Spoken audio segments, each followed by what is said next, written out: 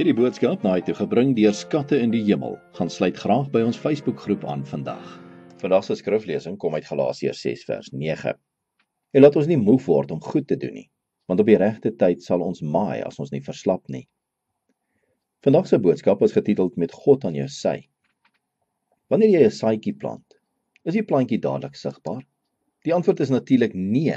Jy moet seker maak dat die plantjie genoeg sonlig het, goeie grond wat gereeld verwerk word, genoeg water en genoeg omgee. Ons kyk baie keer vas in die berg van die uitdagings wat voorlê. Daar is soveel moontlike hindernisse wat ons al moeg maak voor ons begin het.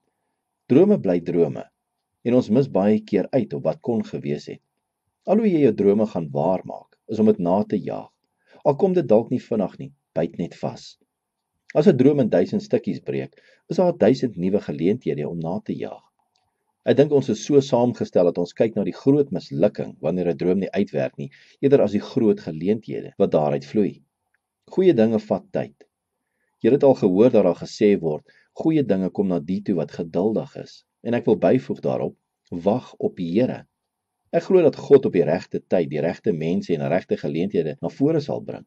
Ons moet net nie bang wees of ophou glo wanneer dinge langer neem om te gebeur as waarop ons gehoop het nie. Solank as wat jy glo en vertrou, sal God deure oopmaak in jou lewe, wat geen mens sal kan toemaak nie.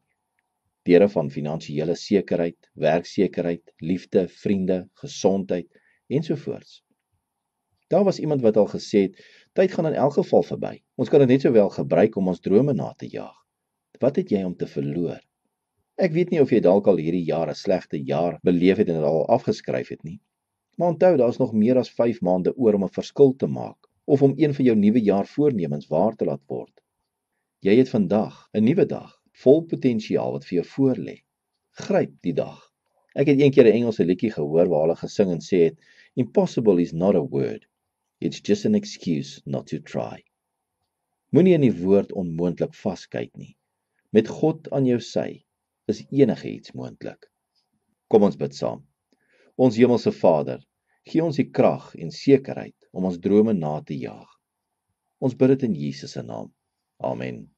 As jy soortgelyke boodskappe wil ontvang maandag tot Vrydag, sluit aan by ons WhatsApp broadcast groep. Stuur net jou nommer na 072 581 2973.